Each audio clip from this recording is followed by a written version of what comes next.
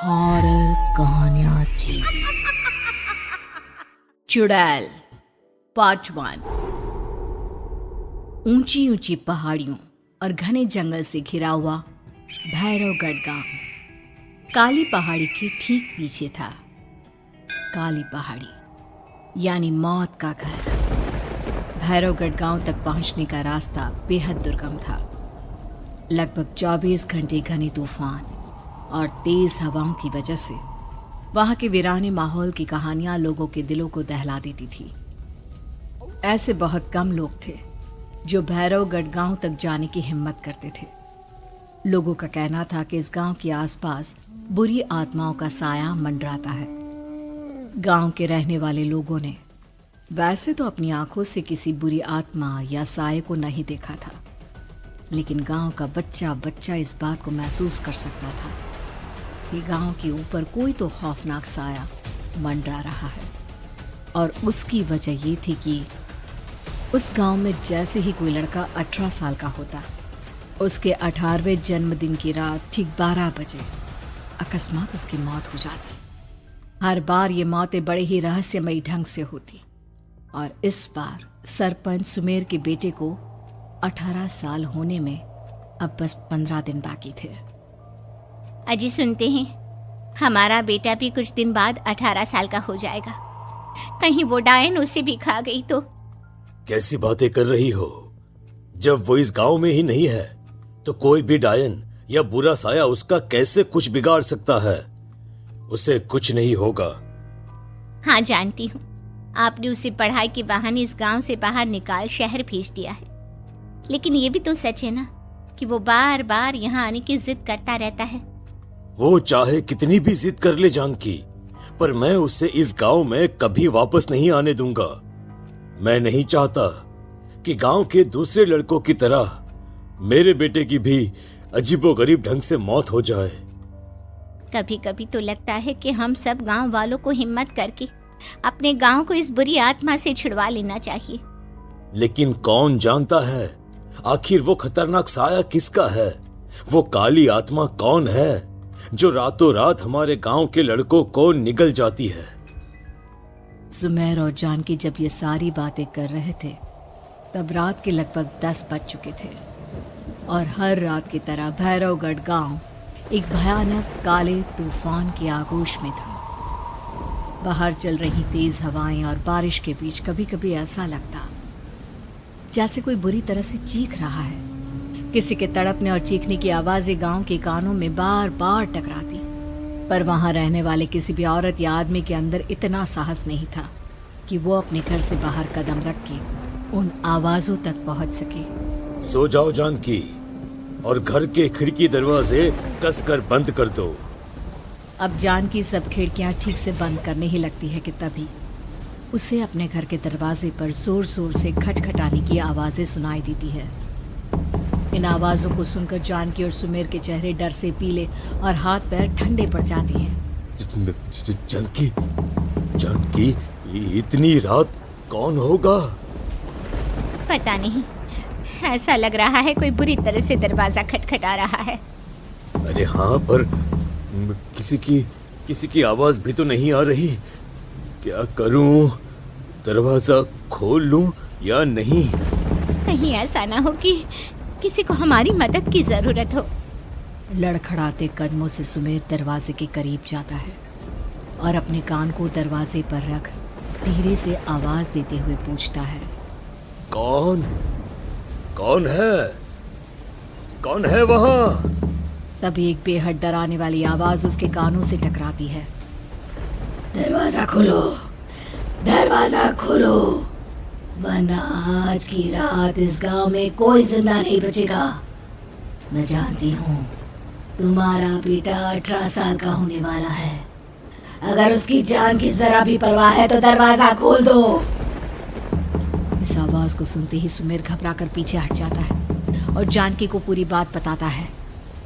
कहीं वो डायन हमारे घर तक तो नहीं पहुंच गई? अब हम क्या करेंगे?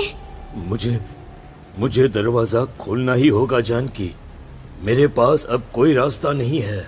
इतना कहकर सुमेर डर से अपनी दोनों आंखें कसकर बंद करता है और कांपते हाथों के साथ झटके से दरवाजा खोल देता है।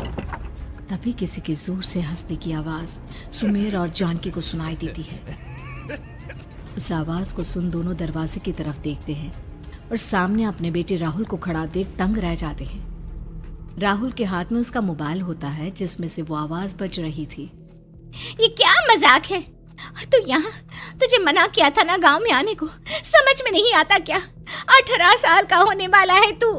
माँ, आप लोग भी पता नहीं किन अंधविश्वास भरी बातों पर भरोसा करते हैं। क्या क्या मैं अपने घर नहीं आ सकता? आप लोगों से नहीं मिल सकता? देख बेटा, हमने तुझे किसी वजह से ही इस गांव से दूर रखा था और यहां आकर तूने अच्छा नहीं किया। चल चल चल, मैं तुझे अभी के अभी वापस शहर छोड़कर आता हूं। ओफो पापा, आप बेकार की बातों से परेशान हो रहे हैं। बाहर इतना तेज अंधड़ तूफान चल रहा है, कहीं जाने की जरूरत नहीं है। मैं बस आप लोगों से मिलने आया हूं, कुछ दिन रहकर चला जाऊंगा। दिमाग खराब हो गया है इस लड़के का, नहीं जानता कि इस गांव में ये सुरक्षित नहीं है। किसने कहा था तुझे यहाँ आने को? ये आवाजें सुन, बाहर से जो आवाजें आ रही है तुझे सुनाई नहीं देती क्या? अरे माँ, जब जोर से तूफान चलता है, तेज हवाएं चलती हैं, तो इसी तरह की आवाजें आती हैं। ये बहुत नॉर्मल है माँ। नॉर्मल होगी तेरे लिए बेटा। 4 दिन शहर में पढ़कर आया है तो अपने माँ बाप की बात नहीं मान सकता। माँ, मुझे अभी बहुत जोरों से भूख लगी है, पहले कुछ खिला दो, और रात भी बहुत हो गई है। हम इस बारे में कल बात करते हैं, ठीक है? राहुल के वापस आ जाने से जानकी और सुमेर की आंखों की नींद उड़ गई थी। खाना खाने के बाद राहुल तो अपने बिस्तर पर जाकर सो गया, लेकिन जानकी और सुमेर पूरी रात उसके कमरे के बाहर पहरेदारी करते रहे। उन्हें पल पल इसी बात का डर था कि कहीं उनके बेटे को कुछ हो ना जाए। रात बीतती है, सुबह का सूरज निकलता है। अब जैसे ही वो राहुल को नींद से जागते देखते हैं तो उन दोनों के दिल को सुकून मिलता है। अरे माँ, पापा, आप अभी तक यहीं बैठे हैं? क्या पूरी रात सोए नहीं? जिनकी जवान बेटी की जान को खतरा हो, उन माँ बाप को नींद नहीं आती बेटा। बेटा, अब तो वापस शहर चला जा। देखो माँ, मैं किसी जरूरी काम से इस गांव में आया हूं, और वो काम पूरा होने के बाद मैं खुद यहां से चला जाऊंगा। काम? गांव में तेरा क्या काम है? पापा, मैं बचपन से ही इस गांव के बारे में बेहद डरावने किस्से सुनते आया हूं, इसीलिए अब मैं उन्हीं किस्सों के ऊपर डॉक्यूमेंट्री फिल्म बनाऊंगा। रिसर्च करना चाहता हूं कि आखिर सच्चाई है क्या।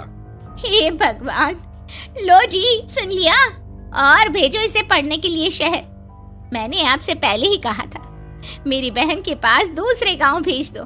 ना ये शहर जाता और ना उल जुलूल की बात इसके दिमाग में आती। जानकी और सुमेर राहुल को समझाने की बहुत कोशिश करते हैं, पर वो किसी की बात नहीं सुनता और अपना कैमरा लेकर गांव की पास वाली काली पहाड़ी की तरफ निकल जाता है। अब राहुल जैसे ही काली पहाड़ी पर पहुंचता है, उसकी नजर पहाड़ी के ठीक बीचों बीच बनी एक पुरानी झोपड़ी पर पड़ती है। यहाँ भी कोई रहता है क्या? ये इंटरेस्टिंग होगा। राहुल की आवाज पहाड़ों से टकराकर उसके कानों में सुनाई दे रही थी। उसने चारों तरफ का नजारा देखकर वहां की तस्वीरें अपने कैमरे में उतारना शुरू कर दिया। तभी अचानक राहुल ने अपने कैमरे में खींची हुई तस्वीर को जूम करके देखा, और उसमें उसे जो नजर आया वो देखकर राहुल की होश उड़ गए।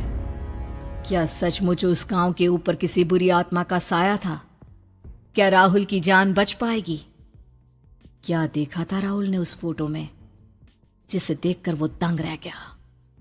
इन सवालों के जवाब जानने के लिए देखिए इस कहानी का अगला भाग।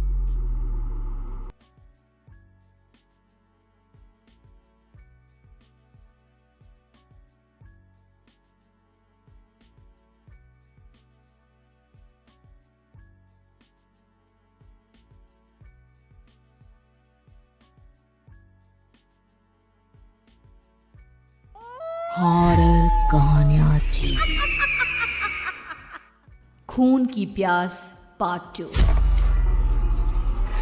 और उसके बाद वो जंगल एक बार फिर से सुमन की चीखों से गूंज उठा। लेकिन आज की रात सुमन की चीखों को सुनने वाला वहां पर कोई भी नहीं था। अगर वहां पर कोई मौजूद था तो बस हरिया, जो कि अब एक भेड़िए में बदल चुका था। सुमन के बालों को पकड़कर घसीटते हुए वो जंगल के बीचों बीच एक जगह पर ले जा रहा था। अगली सुबह गांव में। अरे भाई, पता नहीं क्या बात है, अपने गांव का हरिया किसान और उसकी पत्नी सुमन दोनों गायब हैं। दोनों का कोई अता पता नहीं। अरे कैसी बातें कर रहे हो भाई, ये कब हुआ हैं? अरे पूरे गांव में खबर फैली पड़ी है। कल रात को दोनों खेत की तरफ जा रहे थे, लेकिन लौटकर आए ही नहीं। तो हो सकता है अपने खेत पर होंगे। पूरा गांव ढूंढ कर आया है भाई। जानते हो क्या मिला वहां पर? क्या हुआ भाई, क्या मिला? बताओ हमें क्या मिला। अरे हरिया की पत्नी सुमन के कपड़े पड़े हुए थे। शरीर का एक एक कपड़ा फटा हुआ झोपड़ी के बाहर पड़ा था, लेकिन दोनों पति पत्नी का कोई पता ठिकाना नहीं था। अरे भाई, लेकिन उसका जो दोस्त है ना रामू किसान, उससे पता करके आते हैं ना। अब तक तो दोनों साथ ही खेत पर जाया करते थे। हाँ, हमें उसके घर जाना चाहिए भाई। चलो चलो वहाँ चलते हैं, चलो। वो सारे लोग रामू के घर पर पहुंचते हैं। रामू अपने घर के बाहर बैठकर हुक्का पी रहा था। आज सारे के सारे लोग टोली बनाकर मेरे घर क्यों आ रहे हैं? क्या कोई मर गया क्या भाई? अरे कैसी बातें कर रहे हो? तुम्हारा सबसे अच्छा दोस्त हरिया और उसकी पत्नी गायब है और तुम यहाँ बैठकर हुक्का पिए जा रहे हो हैं? रामू ने अजीब सी नजरों से उन सब गांव वालों की तरफ देखा, जिसकी वजह से वो लोग एक बार के लिए डर गए। गायब है? अरे गायब नहीं है, मुक्ति मिल गई है। उन दोनों को मुक्ति मिली है। इस दुनिया में आकर हर इंसान पाप करता है और उसे उसके पापों के लिए मुक्ति मिलना बहुत जरूरी है। अरे ये कैसी बहकी बहकी बातें कर रहे हो भाई हैं? और इसका चेहरा अजीब सा क्यों लग रहा है? लगता है दोस्त के मरने का गम बैठ गया है। पागल हो गया है शायद ये पागल। ये बात सुनते ही रामू चीख कर जोर से चिल्लाते हुए कहता है, पागल मैं नहीं हूँ, पागल तुम सब हो। और ये शैतानी जंगल अब तुम में से किसी को नहीं छोड़ने वाला, सबको खा जाएगा। याद रखना मेरी बात। शैतानी जंगल? कैसा शैतानी जंगल? लगता है रामू पागल हो चुका है। हमें यहाँ से चलना चाहिए भाई। चलो चलो चलो। तभी रामू की पत्नी बाहर आती है। नहीं, आप लोग इनकी बात का बुरा मत मानिए। 2 दिन पहले हरिया के साथ खेत पर गए थे। जब से वहाँ से आए हैं तब से ऐसी ही बातें कर रहे हैं। भगवान जाने ऐसा क्या देख लिया उन्होंने, खेत में कुछ भी बड़बड़ाते रहते हैं। लेकिन गांव के लोगों ने कमला की कोई बात नहीं सुनी और वो सब वहां से चले गए। रात अब धीरे धीरे ढलने लगी थी। तभी अचानक किसी ने धीमी सी आवाज में रामू को पुकारा। रामू, आ जाओ, मैं तुम्हारा इंतजार कर रहा हूँ। और सुनो, अपनी पत्नी को साथ लेकर आना, नहीं तो काम अधूरा रह जाएगा। ये आवाज सुनते ही रामू के चेहरे पर शैतानी मुस्कुराहट आ जाती है। वो धीमे कदमों से अपने घर के अंदर आता है। क्या हुआ? तबीयत ठीक है ना अब आपकी? मैं तुझे अपने साथ खेत पर ले जाने आया हूँ, चल। मैं तुम्हारे साथ कहीं नहीं जाने वाली। मुन्ना गहरी नींद में सो रहा है और उसे अकेला छोड़कर मैं तुम्हारे साथ खेत पर नहीं आ सकती। वैसे भी तुम्हारे उन खेतों में भगवान जाने कौन सा राक्षस घूम रहा है, मुझे तो डर लगता है। रामू गुस्से में दांत पीसता अपनी झोपड़ी से बाहर आ जाता है और कमला गहरी नींद में अपने बच्चे के साथ सो जाती है। तभी अचानक रात को रामू की झोपड़ी के ऊपर एक साया वही गाना गुनगुनाते हुए घूमने लगता है जो हरिया के मोबाइल में बजा करता था। मैं मौत हूँ, मौत जो पसरी है चारों ओर, जो आएगी कहीं से भी निगल जाएगी सबको। मैं मौत हूँ, मौत, अब मैं छोड़ूंगी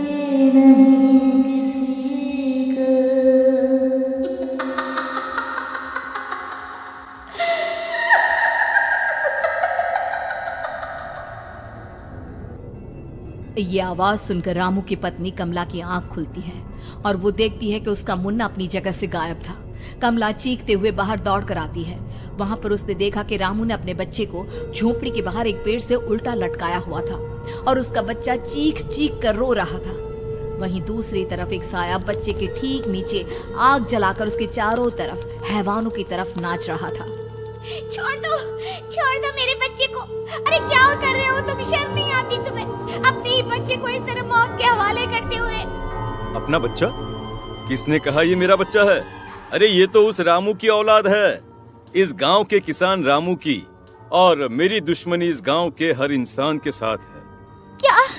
कैसी बात कर रहे हो तुम? और ये औरत कौन है? ये मेरे बच्चे को खा जाएगी। तभी अचानक से उस साया ने एक बेहद खतरनाक दिखने वाली औरत का रूप ले लिया और उसकी आंखों से आग निकल रही थी।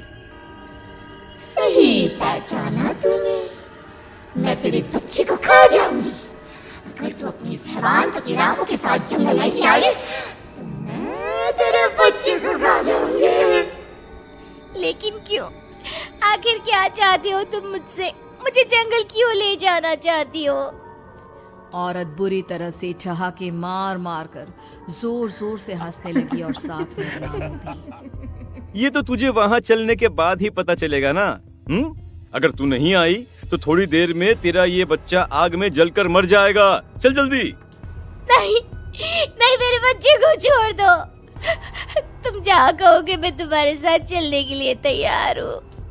और उसके बाद उस बच्चे को झोपड़ी में लिटाकर आगे आगे वो साया चल रहा था और उसके पीछे पीछे रामू अपनी पत्नी के बाल पकड़कर उसे घसीटते हुए जंगल की तरफ ले गया। जंगल में जाने के बाद, कितनी खूबसूरत हो तुम। आज की रात बस तुम और मैं एक दूसरे के साथ रहेंगे। मुझे तुमसे बहुत डर लग रहा है। तुम्हें क्या हो गया है? तुम तो बिल्कुल ठीक थे। वो होगा जो हमारे बीच होना चाहिए। तो आओ अपने आप को मेरे हवाले कर दो। कमला ने डर की वजह से अपनी दोनों आंखें कसकर बंद कर ली थी। रामू ने बुरी तरह से चीख कर कमला से कहा, आंखें खोलो अपनी और मेरी तरफ देखो। कमला ने जैसे ही अपनी आंखें खोली उसने देखा कि रामू एक खतरनाक खूनी हैवान में बदल चुका था। कौन हो तुम? जाने दो मुझे। क्या चाहते हो मुझसे? वही जो एक आदमी एक औरत से चाहता है। मैं तुम्हारा पति रामू नहीं बल्कि इस जंगल का एक भेड़िया हूँ, और आज की रात तुम्हारे खून से अपनी प्यास बुझा जाऊं। और उसके बाद वो जंगल कमला की दर्दनाक चीखों से गूंज उठा। अगली सुबह कमला के कपड़े भी जंगल में उसी तरह पाए गए जैसे कि सुमन के पाए गए थे। इस घटना के बाद पूरे गांव में दहशत का माहौल था। अपने माँ बाप की मौत और गांव में हो रहे इस तरह की घटनाओं की खबर सुनकर किशन शहर से गांव लौट आया था। अपने माँ बाप की बेदर्द मौत की वजह से वो बहुत परेशान था। तभी अचानक उसे अपने घर में खाट के नीचे पड़ा हुआ वो मोबाइल फोन मिला जो उसने अपने पापा हरिया को गिफ्ट किया था। अरे कितने प्यार से पापा के लिए मोबाइल फोन लेकर आया था। इसे एक दिन भी काम में नहीं ले पाए। और आखिर कौन है जो गांव में इस तरह की हत्याएं कर रहा है? क्या है इन सब के पीछे? क्या है? मुझे पता करना ही होगा, वरना एक दिन पूरा का पूरा गांव खाली हो जाएगा। इस गांव में एक भी जिंदा इंसान नहीं बचेगा। गांव के लोगों की मदद करने के इरादे से किशन अपने गांव से दूर एक दूसरे गांव में बहुत बड़े तांत्रिक के पास मिलने के लिए गया। तांत्रिक बाबा, अब आप ही कुछ उपाय बता सकते हैं। भगवान जाने हमारे गांव को किसकी नजर लग गई है। नजर नहीं लगी है, किसी ने तुम्हारे गांव को बद्दुआ दी है।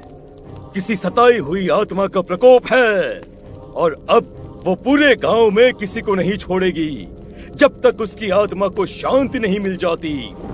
अरे लेकिन ऐसा कौन है बाबा?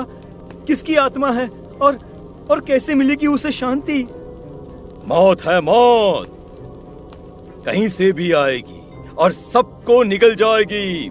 इससे बचने का सिर्फ एक ही उपाय है, लेकिन उस उपाय को करना आसान नहीं होगा। जो भी उस उपाय को करने की कोशिश करेगा उसकी जान जा सकती है। भले ही मेरी जान चली जाए, लेकिन मैं अपने गांव के लोगों की जान बचाने की पूरी कोशिश करूंगा बाबा। तो ठीक है फिर, अगली अमावस की रात जैसा मैं कहता हूँ वैसा ही करना। अमावस की रात तांत्रिक के बताए अनुसार किशन अपने साथ केरोसिन लेकर जंगल की तरफ चल पड़ा। उसके हाथ में देवी के मंदिर का सिंदूर भी था। किशन जंगल के बीचों बीच पहुंचा। ये देखकर उसकी आंखें फटी की फटी रह गई। वहां एक उबलते पानी का तालाब था और कई लोगों की लाश लटक रही थी। किशन के माँ बाप की लाश भी वहीं थी। माँ, बापू, क्या हो गया? ये क्या हो गया? तभी वहां पर एक औरत और आदमी आते हैं। उन्हें देखकर किशन चौंक जाता है। गोपाल काका, आपकी तो 5 साल पहले मौत हो गई थी। और निर्मला काकी, आप? हाँ, मौत तो हो गई थी, लेकिन तुम ये नहीं जानते कि हमारी मौत कैसे हुई थी। क्या कहना चाहते हैं आप? कुछ नहीं, बस ये जान लो कि अब इस गांव में कोई जिंदा नहीं बचेगा। लेकिन क्यों काकी?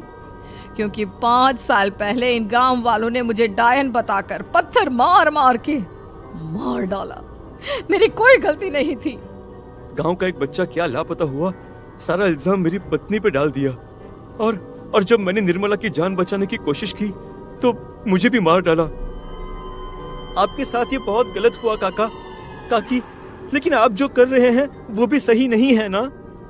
तुम यहाँ से चले जाओ वरना तुम भी नहीं बचोगे। हमारी आत्मा पिछले 5 साल से मुक्ति के लिए भटक रही है। चले जाओ यहाँ से। मौका देखकर किशन सिंदूर उन दोनों के ऊपर डाल देता है। उनका शरीर जलने लगता है और वो भयानक तरीके से चिल्लाने लगते हैं। अगले ही पल किशन उनके ऊपर केरोसिन डाल देता है और वो दोनों जल जाते हैं। किशन अपने माँ बाप और दूसरी लाशों का अंतिम संस्कार करवाता है और अपने घर लौट आता है। लेकिन वो अभी भी इस बात से अनजान है कि मोबाइल अभी भी बज रहा था। मैं मौत हूँ, मौत।